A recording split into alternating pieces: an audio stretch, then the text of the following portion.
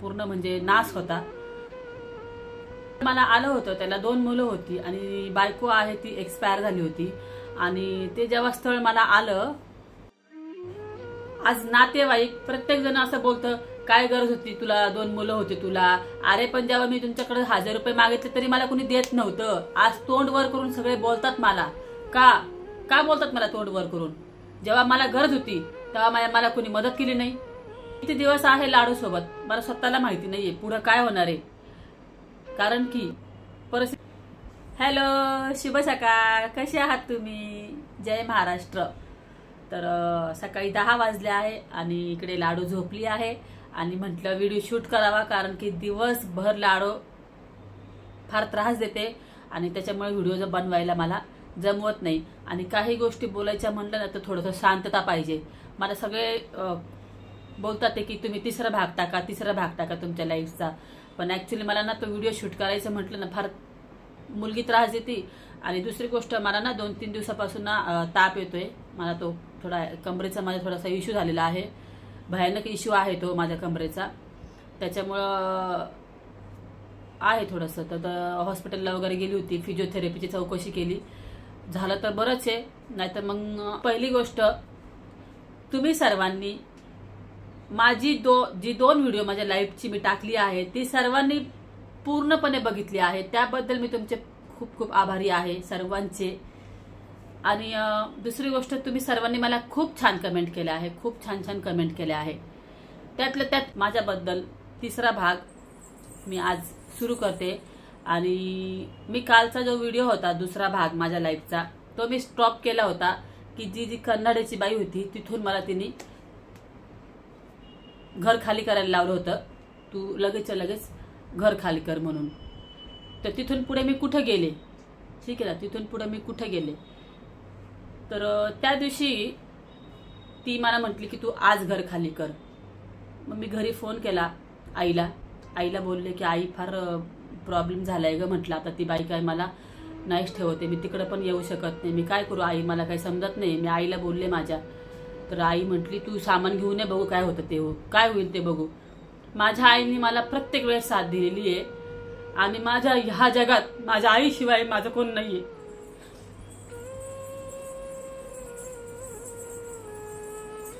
आई असती, ठीक आहे ना, आई असती आणि आईने मला प्रत्येक वेळेस साथ दिली। म्हणजे माझ्या आईने माझ्यासाठी खूप काही केलं आहे। मी माझ्या आईला नेहमी बोलते, आई तू इथं ये, मी तुला पास सोन्याचा घास घालल, तू माझ्या जवळ ये राहायला, पण ती ऐकत नाही माझी आई। मला फार वाटतं माझ्या आईसाठी खूप काही करावा, कारण तिने मला फार साथ दिली आहे आईने। म्हणजे 2 डिलेव्हरी माझ्या आईने केल्या आहे, 2 डिलेव्हरी। माझी आई म्हणजे माझी आई आहे। तर आणि आईच असते।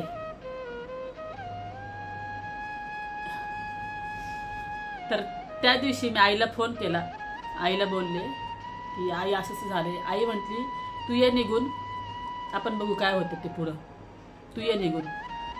तर मग त्या बाईने मला जी डिपॉझिट दिलं ना मी तिला रूमसाठी, ते तिच्याकडनं मी घेतलं आणि माझ्या भावाला बोलून घेतलं। माझा भाऊ आला होता, भावाला बोलून घेतलं। भाऊ माझ्या परिस्थितीने फार म्हणजे त्याच्याकडे पैशाचे फार प्रॉब्लेम होते। तो एका कापड दुकानामध्ये काम करायचा आणि महिन्याला 5000 भेटायचे। गरीबच, माझा भाऊ गरीबच आहे आणि त्याची परिस्थिती नाजूकच आहे। तर आला माझा भाऊ, आम्ही टेम्पो केला आणि त्या टेम्पोमध्ये ते सगळं सामान जे होतं ना माझं, कपाटे भांडे कुंडे सगळं आम्ही त्या टेम्पोमध्ये ठेवलं आणि शेवटचं मग मी ते पुणे सोडून दिलं, ठीक आहे ना। मी जेव्हा जात होते ना टेम्पोतनं, तर असं म्हणजे मला फार वाईट वाटत होतं की मी आली होती पण मी जगू नाही शकली, एकटी जगू नाही शकले मी। म्हणजे मी प्रयत्न केला मी पूर्णपणे, पण मी नाही सर्वाइव्ह करू शकले। एकटी बाई फार अवघड आहे समाजामध्ये, एकटी बाईने राहणं। आणि एकटी बाईने राहणं कसं अवघड, जर मुलं मोठी असेल त्यांची, समजा मुलं 15, 16, 20 वर्षाची मुलं असतील आणि त्यावेळेस जर हजबंड एक्सपायर झाले तर चालतं, परिवार चालतो, बिना नवऱ्याचा परिवार चालतो। पण मुलं जर एकदम लहान आसन, एकदम लहान म्हणजे पोटामध्येच, विषय नाही बाईचा. तर मग भाऊ आला, सगळे सामान भरलं आणि आम्ही संगमनेरला मी परत गेले. तर आजही संगमनेरला ज्या सगळ्या वस्तू आहे ना त्या बघितलं ना मला अक्षरशः डोळ्यात पाणी येतं. म्हणजे ते माझं कपाट आहे तिथे वरती, तुम्हाला दाखवलं ना ते कपाट माझं आहे. परत बरीचशी भांडी आहे माझी घरामध्ये आणि खाली ते कपाट आहे प्लास्टिकचं, हॉलमध्ये एक ठेवलेलं ते कपाट, तो खाली पलंग ठेवलेला तो माझा, वरती माझे वडील झोपतात तो पलंग माझा. परत आतमध्ये भाऊजाईला दिलेला आहे. माझ्या भाऊजाईच्या बेडरूम मध्ये जो पलंग आहे ना तो माझ्या स्वतः माझ्या नवऱ्याने बनवलेला आहे. तो पलंग स्वतः त्यांनी बनवला होता. म्हणजे मरायच्या 2 महिन्या अगोदर त्यांनी ना आम्हाला फार छोटा पलंग होता, तर तो म्हटला मी ना एक मोठा पलंग बनवतो. तर त्यांनी स्वतः ते बिल्डिंगचे कामं करून नाही का तिथं जाऊन त्या कंपनीमध्ये तो बेड तयार केला होता. तो आजही माझ्या भाऊजाईच्या रूम मध्ये आणि त्याच बेडवर माझे भाऊजाई राहतात. पोरं वगैरे झोपतात तिथे माझ्या भावाची. तो पलंग मी बघितला ना तर मला आठवतं नाही का की तो बेड आजही आहे आणि ठेवला आहे. सगळं काही गोष्टी संगमनेरला सगळ्या काही गोष्टी आहेत. कपाट आहे, बऱ्याचशा गोष्टी भांडे पोत्यामध्ये भरून ठेवले आहे माझ्या भाऊजाईंनी. माझी भाऊजाई मला नेहमी म्हणती ताई तुमची भांडी काय करायची. मी म्हणते राहू दे. मी तिला माझ्या भाऊजाईला सांगितलेलं आहे की माझी भांडी, माझं कपाट, माझ्या नवऱ्याने बनवलेलं पलंग, जेव्हा माझ्या पुण्याला घर होईल स्वतःच तेव्हा मी सगळं घेऊन जाईल. त्या वस्तू मी सगळ्या घेऊन जाईल, मी तिला सांगून ठेवलेलं आहे. त्याच्यामुळे त्या सगळ्या वस्तू आहे. तर मग त्याच्यानंतर ना अशीच एक लेडीज होती. म्हणजे मी संगमनेरला आले त्याच्यानंतर एक लेडीज होती, तिनं असे स्थळ वगैरे जमवायची, आमच्याच ओळखीची होती. तिने मला एक स्थळ आणलं तर ते स्थळ पुण्याचंच होतं, देहू रोड पुण्याचं. तर ते स्थळ आणलं आणि तो मुलगा होता मारवाडी. तर तो मुलगा मारवाडी होता. तर त्याला होती 2 मुलं आणि त्याची बायको एक्सपायर झालेली होती. तर ते स्थळ मला आणलं. मग त्या दिवशी मी साडी घातली होती, बांधणीची साडी घातली होती मी त्या दिवशी. आणि मी सिंपल साडी घातली, असं पदर वगैरे काही नाही घातलं, अशी सिंपल साडी वगैरे घातली. आणि ते आले तो मुलगा दिसायला वगैरे छान होता. आणि त्याला फार छोटी मुलगी होती, त्याची आई, त्या मुलीची आई वारली होती, फार छोटी मुलगी त्या व्यक्तीला. मला बघून ना फार वाईट वाटलं की मुलगा आणि ती एवढी छान म्हणजे मुलगी. त्यांनी मला फोटो दाखवले, पोरांना नव्हतं आणलं त्यांनी, त्यांची आई आली होती, ते मुलगा आला होता, त्याचे वडील आलते मला बघायला. तर ते मुलांना नव्हतं आणलं त्यांनी. तर ते बघायला आले. तर ते बघायला येणार तेच ती जी मध्यस्थी बाई आहे ना ती माझ्या घरी आली पहिल्यांदा. आणि घरी आल्यानंतर तिने मला म्हटली की हा पदर तू असा घेतलाय ना, हा असा नाही घ्यायचा, पूर्ण आहे ना असा घ्यायचा म्हणे, असा घ्यायचा म्हणे हा पदर. तर मला फार आज बसल्यावानी झालं नाही का. मी म्हटलं मला ना, आणि आपल्याला कसं सवय नाही ती अशी असं हे करणे, म्हणजे एकदम पर असं पदर वगैरे. मला फार आज बदल्यावानी वाटलं. मग मी तो जे पदर घेतला मी तर ते पाहुणे आले आणि त्या पाहुणे ते जे लोक होते ना त्यांनी अट घातली की आम्ही फक्त हिचा जो लहान मुलगा नाही विराज, आम्ही यालाच ऍक्सेप्ट करू, मोठ्या मुलाला नाही ऍक्सेप्ट करणार. तिथंच मी म्हटलं माफ करा, म्हटलं माझ्या मोठ्या मुलाला कुठं सोडू म्हटलं मी, तुम्ही तुमच्या मुलातला एक मुलगा सोडू शकतात का. मी म्हटलं मला नाही होणार. आणि दुसरी गोष्ट ते असं बोलले की तुम्हाला तिथं घरामध्ये वावरताना हा जो पदर आहे हा असाच राहील. आमच्या घरात सासू सासरे बरेचसे पाहुणे, हा पदर तुमचा इथपर्यंत राहील. आता त्या गोष्टी कसं असतं ना, आता मला 2 मुलं झाली आहेत, ह्या गोष्टी पॉसिबल नाहीये. ठीक आहे ना, या गोष्टी करणं पॉसिबल नाही. आपल्याला राहण्याची सिंपल सवय आहे. एवढं जे त्या फील्डमध्ये असतात ना, म्हणजे जसं काय एखादी मारवाडीची मुलगी असन तर तिला सवय असते, कारण ती त्याच्यातनच वावरलेली असती. ठीक आहे ना, मी मराठी मुलगी आहे, मी अशी सिंपल राहणारी मुलगी आहे, ते मला जमणार नव्हतं.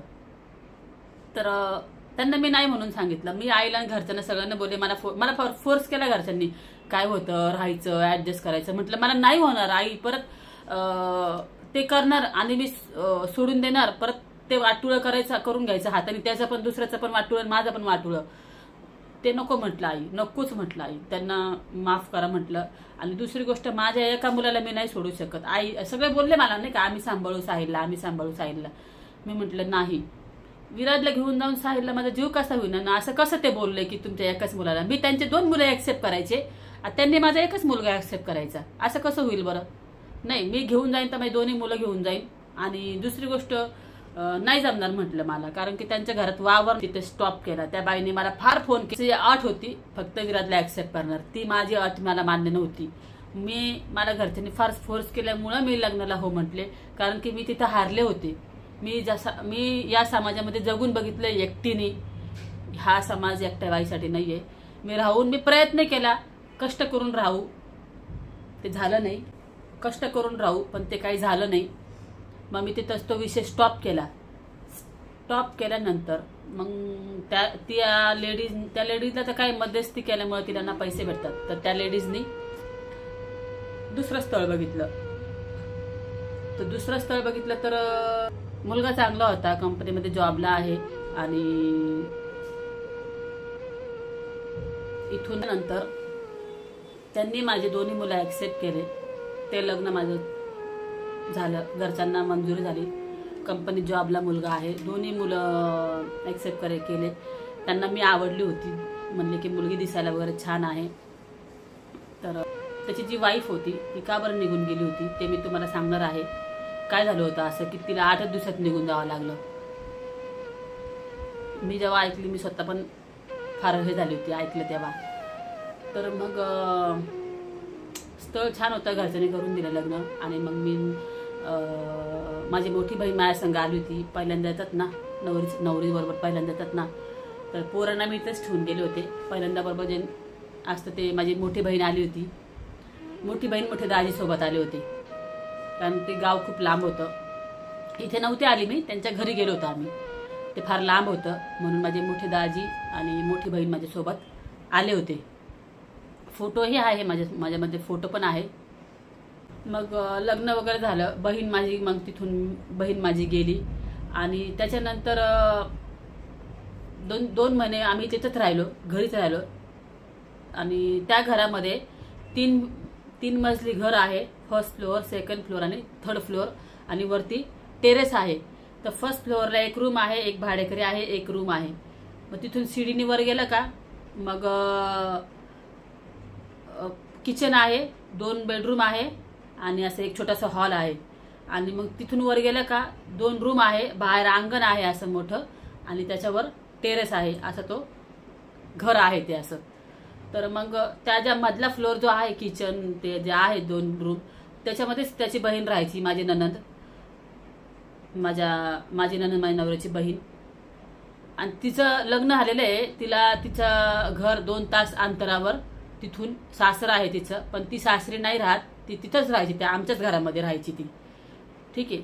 तर तिची जॉबमुळं ती सासरी जात नाही, तिची जॉब आहे त्यामुळं ती आमच्याच घरात राहते.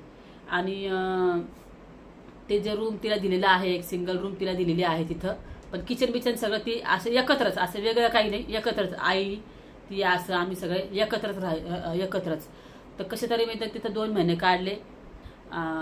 पण तिची जी आई आहे ना, ती भयंकर कडक, इतकी कडक स्वभावाने, प्रमाण बाहेर. तिच्यापेक्षा ती माझी पहिली सासू 10 पटीने बरी होती. अशी एवढी कडक नव्हती, शांत होती स्वभावाने.